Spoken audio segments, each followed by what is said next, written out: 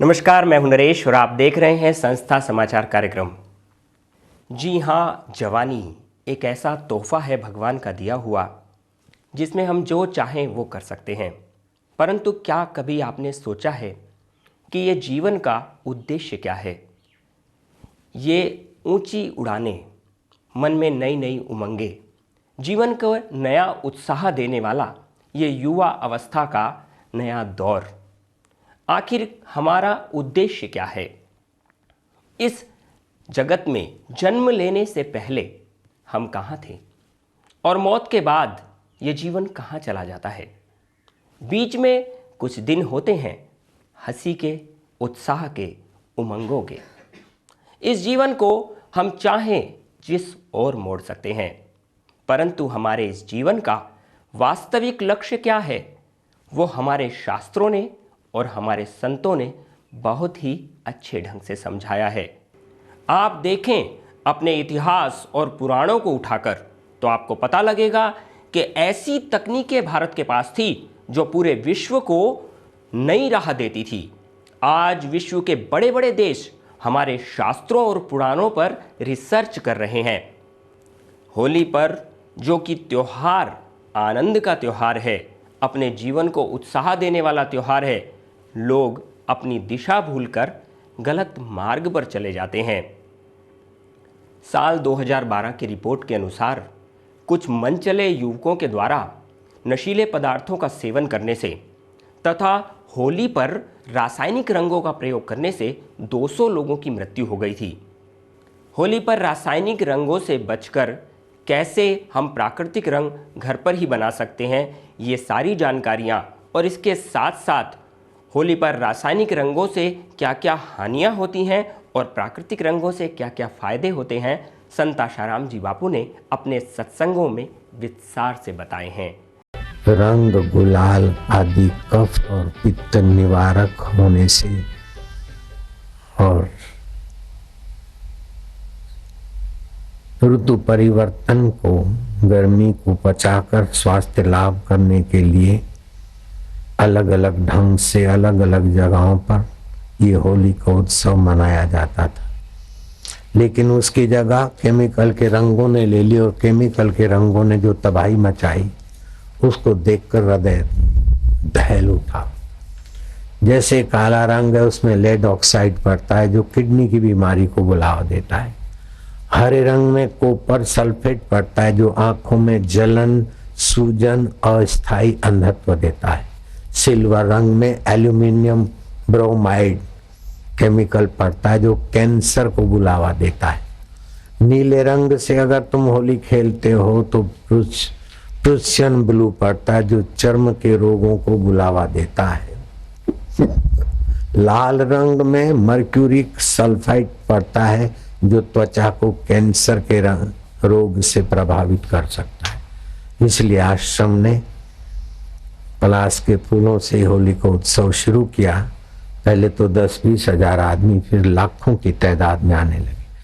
पलाश के फूलों से होली खेलना अथवा पलाश के फूलों का रंग शरीर को एक बार चुपड़ के फिर स्नान कर लेना बड़ा हितकारी होता है। बचपन में खेलना कूदना और युवा अवस्था में चाहे शराब हो, बीड़ी सिगरेट हो या डिस्को हो, पार्टियां हो या फिर नए नए व्यंजनों का शौक़ हो, नए कपड़े पहनने का शौक़ हो, गलत नहीं है, परंतु कहीं हम अपने जीवन को गलत दिशा में तो नहीं ले जा रहे। वृद्धावस्था तो रोगों का घर हो ही जाती है, इसीलिए संसार में बहुत सारी तकलीफ़ें भी होती हैं। आप अपने फ्यूचर के बारे में सोच कर तो देखिए। आपका जीवन यूं ही पूरा कर देने के लिए नहीं है, इसके पीछे एक बहुत बड़ा रहस्य है जो शायद आपको एक नई दिशा देगा, आपको देगा वो लक्ष्य जिससे आप देश के काम आ सकते हैं, जिससे आप समाज के काम आ सकते हैं, जिससे आप अपने काम आ सकते हैं और हजारों लाखों लोगों का भला कर सकते हैं। एक व्यक्ति कैसे पूरे देश का नक्शा बदल सकता है, एक व्यक्ति कैसे पूरे विश्व को नई दिशा दे सकता है, ऐसा ही कुछ उद्देश्य हमारे संतों ने, हमारे महापुरुषों ने और हमारे देश के बड़े बड़े लोगों ने कर दिखाया है। चाहे स्वामी विवेकानंद ही क्यों ना हो, या फिर स्वामी रामतीर्थ हो, या फिर संत आशाराम जी बापू की बात करें तो उन्होंने भी अपने जीवन के अल्पकाल में समाज को कितना दिया है वो तो समाज देख ही रहा है। 4 रात्रियां अहोरात्रियां मानी जाती हैं। शास्त्रों में और पुराणों में इनका बड़ा महत्व है और उसके साथ साथ इन 4 अवसरों पर नए नए सेवा कार्य, जप, ध्यान, भगवत सुमिरन तथा विश्व मांगल्य की कामना से यदि आप हवन जप भी करते हैं तो उससे भी बड़ा लाभ होता है। रूस के एक अनुसंधान केंद्र में ये रिसर्च हुई थी कि यदि गोबर के कंडे पर 1 चम्मच चावल और 1 चम्मच गाय का घी मिलाकर हवन किया जाए तो उससे 1 टन ओजोन वायु बनती है। 1 टन ओजोन वायु कितनी पावरफुल होती है उसके बारे में भी उन्होंने बताया था। उनका कहना था कि 1 किलो ओजोन वायु बराबर 1 टन ऑक्सीजन होती है। यदि आप कैलकुलेशन लगाएं तो कितने टन ऑक्सीजन पूरे वातावरण को शुद्ध करने के लिए बनती है। 1 टन ओजोन वायु अपनी ओजोन परत को भी मजबूत करने में सहायता देती है। आज जहां रासायनिक प्रयोगों के द्वारा हम अपनी पृथ्वी की ओजोन परत को कमज़ोर करते जा रहे हैं, वहीं अपने ऋषि मुनि पहले से ही हवन, जप और साधनाओं के द्वारा न जाने कितनी ही ऐसी सरल पद्धतियों से अपने भारत और अपने विश्व मांगल्य को सुरक्षित करने के कार्य करते थे। यही अपने शास्त्रों और पुराणों की छोटी छोटी युक्तियां थी जिसे आज वैज्ञानिक रिसर्च करके आश्चर्य मान रहे हैं। बापू के कई साधकों ने ऐसे वीरता भरे कार्य किए हैं जिसे देखकर आप हैरान रह जाएंगे। दिल्ली में हो रहे एक महिला पर अत्याचार को देखकर पड़ोस में रहने वाली कोमल मल्होत्रा झाड़ू लेकर ही बंदूकधारी लोगों से भिड़ गई। जी हाँ, उसने फायरिंग तो कर डाली और वो गोली उनके सीधा छाती में जा घुसी, परंतु उस वीरता भरी महिला ने उन लोगों को भगाए बिना उनका पीछा नहीं छोड़ा। ये गुरुदेव की कृपा है। उस वक्त मेरी श्वास बंद होने लगे थे, उन्होंने आके होल्ड कर लिए, बीपी नॉर्मल रहा, गोली आकर यहाँ टिक गई। 2 दिन रही है गोली मेरे अंदर। गोली के अंदर होने के बावजूद भी अगर ये कोमल मल्होत्रा जीवित है तो मेरे सिर्फ सदगुरुदेव की कृपा से। बुलेट जो है अगर मेजर ऑर्गन को लगे तो सर्वाइवल नियरली इम्पॉसिबल होता है।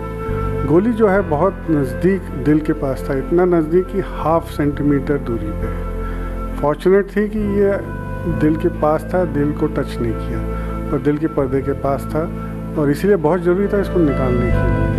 डॉक्टर्स को एग्जैक्ट लोकेशन नहीं पता चल पा रही थी कि बुलेट है कहाँ पर। फिर मैंने अंतरात्मा में अपना ध्यान किया, थोड़ा बापू से शक्ति मांगी और उस वक्त मुझे प्रेरणा हुई कि वो हो सकता है कि मेरी सीधी छाती के नीचे है। ऑपरेशन हुआ, बुलेट आराम से फाइंड आउट हो गई और गुरुदेव की कृपा से बची हूँ।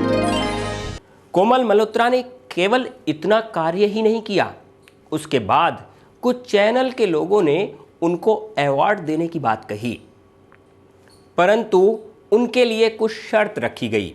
उनको कहा गया कि आप अपने इस अनुभव के साथ संत आशाराम जी बापू का नाम नहीं जोड़ेंगी, परंतु कोमल मल्होत्रा का कहना था कि मेरे गुरुदेव आशाराम जी बापू की प्रेरणा से और उनके द्वारा दिए गए सत्संग के मार्गदर्शन से ही आज मेरे अंदर इतनी बहादुरी और इतनी शक्ति आई है, तो मैं क्यों ना उनका नाम लूं। 29 जुलाई को मेरा दिल्ली यूनिवर्सिटी के साथ एक इंटरव्यू था, तो मैं अपने घर में झाड़ू लगा रही थी और झाड़ू लगाकर मुझे दिल्ली यूनिवर्सिटी के इंटरव्यू के लिए जाना था। इतने में मैंने देखा कि बाहर 2 लड़के एक लेडी के साथ बदतमीज़ी कर रहे थे और उसकी चेन स्नैच करने की कोशिश कर रहे थे, उसका बाल उसके खींच रहे थे और उसकी चुन्नी छीन रहे थे। तो मुझे लगा कि मेरा इंटरव्यू है और मैं चलती हूँ। मैंने 1 मिनट को अनदेखा किया उस चीज़ को और मैं अंदर जाने लगी, परंतु मुझे गुरुदेव ने, आसाराम बापू ने आकर बोला कि तू जा और उस लड़की की रक्षा कर, वो लड़की चिल्ला रही है, तेरा फ़र्ज़ है अभी रक्षा करना। मैं 2 मिनट के लिए डरी, लेकिन बापू की प्रेरणा से मैं उसके पास गई और मैंने बोला भाई साहब आप इस लेडी को छोड़ दो। उसने नहीं छोड़ा, उसने उसको थप्पड़ मारा। तो मैंने उसको झाड़ू उठाकर दिखाई तो उसने मुझे गोली मार दी। और मेरे पास मेरा जो बड़े बड़े न्यूज़पेपर्स में इंटरव्यू आया है उसमें लगा, लोगों ने बोला है कि चेन स्नैचिंग बचा दी, चेन स्नैचिंग बचा दी, लेकिन मुझे 1 मिनट को भी नहीं पता था कि वो उस लेडी की चेन स्नैच कर रहे हैं। मुझे लगा वो उसको बदतमीज़ी कर रहे हैं, उसके साथ ज़बरदस्ती कर रहे हैं। मैं आप सब लोगों को ये बोलना चाहती हूँ कि जिस गुरुदेव पर ऐसे जघन्य अपराध वो लगा रहे हैं, मैं अंदर जा रही थी, मेरा कोई भी ऐसी इंक्लिनेशन नहीं थी कि मैं उसको जाकर बचाऊँ, लेकिन मुझे गुरुदेव की प्रेरणा हुई कि ऐसे बदतमीज़ी एक औरत के साथ हो रही हो तो हमें चुप बैठकर देखना नहीं चाहिए। ऐसे संस्कारों का सिंचन मेरे गुरुदेव ने किया है और हम उन्हीं पर ऐसे जघन्य अपराध लगाते हैं।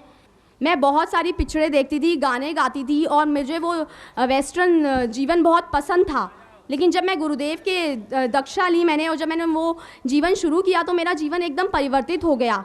ऐसे गुरुदेव जो जीवन को एकदम ही परिवर्तित कर देते हैं, ऐसे गुरुदेव पर ऐसे जघन्य अपराध लगाना भी, सोचना भी पाप है। मुझे बहुत मेरे मीडिया ने इंटरव्यूज़ लिए और मुझे बोला कि मेरे से रिपोर्टर्स ने पूछा, एक बहुत बड़ी चैनल का नाम का खुलासा नहीं करूँगी मैं, एक बहुत बड़ा चैनल था। 30 जुलाई को मेरी सर्जरी हुई थी और वो मेरे पास आई, बहुत बड़ी सीनियर रिपोर्टर थी और उसने मुझे बोला कि आप 2 गुंडों से जाकर भिड़ी, आपको डर नहीं लगा बिल्कुल भी? मतलब आप एकदम चली गई और वो लेडी से बदतमीज़ी कर रहे थे, आपको ऐसा नहीं लगा कि वो आपके साथ बदतमीज़ी करेंगे? मैंने बोला मैं एक बहुत ही साधारण लड़की हूँ और मैं भी डरती हूँ और मैंने सोचा कि मुझे नहीं करनी है, लेकिन वही अनुभव जो मैंने अभी आपको बताया है वो मैंने उसे बताया कि मेरे गुरुदेव आसाराम बापू ने मुझे बोला जा और उनको बचा, तेरा बाल भी बांका नहीं होगा और तू बच जाएगी। और जब मैंने उनको ये अपना एक्सपीरियंस बताया तो मैं आपको मीडिया की सच्चाई बताना चाहती हूँ। उसने मुझे बीच में रोक दिया, कहती बेटी रुक जा, बस ये आसाराम बापू का नाम मत ले, बाकी पूरा अपना इंटरव्यू बता दे। हमें ऊपर से ऑर्डर्स हैं कि हम बापू के सुप्रचार में कुछ नहीं दिखा सकते। तो मैंने उसे बोला कि आप कुप्रचार में तो बहुत कुछ दिखाते हो, लेकिन जब ये मेरा पर्सनल एक्सपीरियंस है कि मेरी जान मेरे गुरुदेव ने बचाई है और इसकी प्रेरणा भी मुझे मेरे गुरुदेव ने ही दी है, बापूजी ने दी है कि जाकर उसको बचा, मैं नहीं बचा रही थी, तो आप ये क्यों नहीं दिखाएंगे? जो एक बंदे की सच्चाई है, आप मीडिया है ना, मीडिया का काम क्या है? एक सच्चाई को प्रकाशित करना, अपनी क्रॉप्ड न्यूज़ दिखाना आपका काम नहीं है।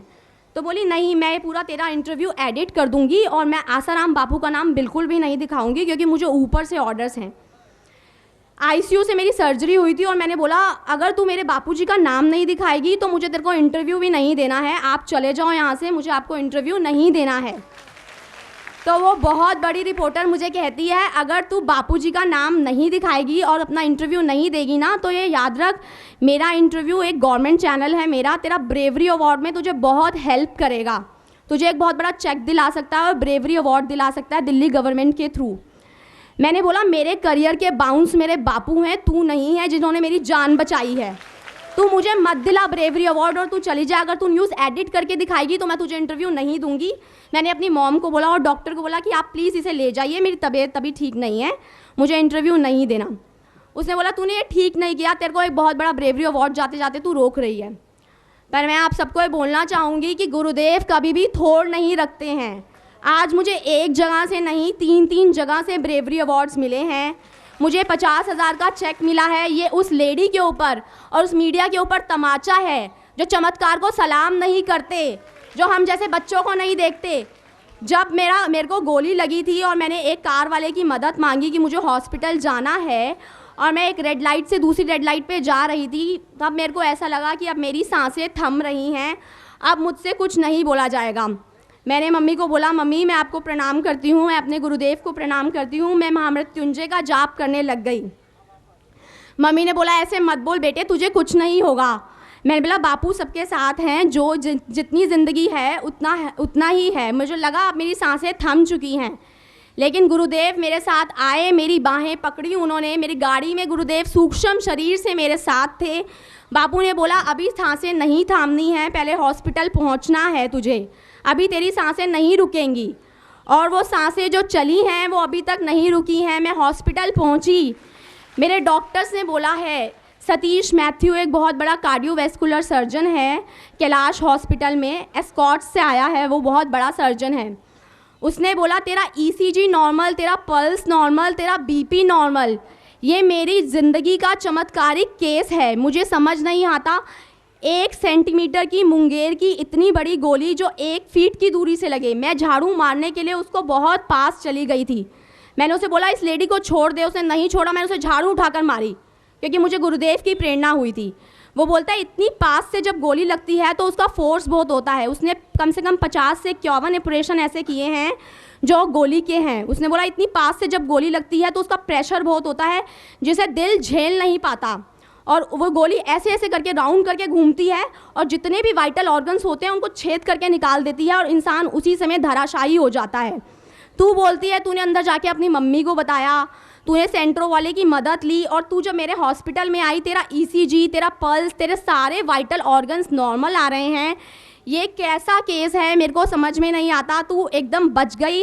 जिस भी जगह तू प्रणाम करती है, मत्था टेकती है, 1 बार नहीं 100 बार भी मत्था टेक तो कम है। गुरुदेव ने मुझे आके बोला था तू इस लेडी को जाकर बचा, इसकी मदद कर। और जब गोली लगी मेरी सांसें उखड़ रही थी। गुरुदेव ने बोला कुछ नहीं होगा, मैं तेरे साथ हूँ, गोली तेरा कुछ नहीं बिगाड़ पाएगी। तो ये मेरी ज़िंदगी का ऐसा अनुभव है जो मैं बापू को बार बार धन्यवाद भी दूँ तो कम है। मैं बोलूँगी कि डॉक्टर सतीश मैथ्यू क्रिश्चियन होकर भी इस चीज़ को मान गया कि गुरुदेव कोई सत्ता है। मेरे को MS बिट्टा के थ्रू विज्ञान भवन में जॉन इब्राहिम और MS बिट्टा ATF के चीफ हैं, एंटी टेररिस्ट चीफ के, उन्होंने मुझे ब्रेवरी अवार्ड से सम्मानित किया है। ये उसकी फ़ोटो मैं आप सबको दिखाना चाहूँगी। बहुत बड़ा ब्रेवरी अवार्ड था। मुझे कल बोला गया था कि यहाँ लेकर आना है, पर अभी मेरी उंगली ठीक नहीं है इसलिए मैं वो ला नहीं सकी। अब बात ये आती है कि जो संत आशाराम जी बापू से प्रेरणा पाकर उनके भक्त समाज के इतने बड़े बड़े दैवी कार्य करते हैं और उसमें भी अहंकार नहीं रखते, बड़े बड़े अवार्ड को भी तुच्छ समझकर ठुकराने की क्षमता रखते हैं, ऐसे महापुरुष, ऐसे संत क्या कभी किसी स्त्री जाति का अपमान कर सकते हैं? जिनसे प्रेरणा पाकर उनके भक्त बिना जान पहचान के अपनी जान का खतरे का जोखिम लेकर भी लोगों की मदद करने में नहीं कतराते, ऐसे संत आशाराम जी बापू क्या किसी लड़की के साथ ऐसा घिनौना कृत्य कर सकते हैं? कभी नहीं। संत आशाराम जी बापू ने तो सदा से ही लोगों के मंगल की कामना की है। अरे 2 करोड़ से ज़्यादा दिव्य प्रेरणा प्रकाश पुस्तकें बांट डाली हैं। इन पुस्तकों को पढ़ने से लोगों के जीवन में संयम आ गए हैं। बापू के ऐसे साधक हैं जो 10-10 साल तक शादी होने के बावजूद भी ब्रह्मचर्य व्रत लेते हैं और ब्रह्मचर्य व्रत रखकर संयम सदाचार का जीवन जीते हैं। तो क्या संत आशाराम जी बापू ऐसा घिनौना कृत्य कर सकते हैं? कभी नहीं।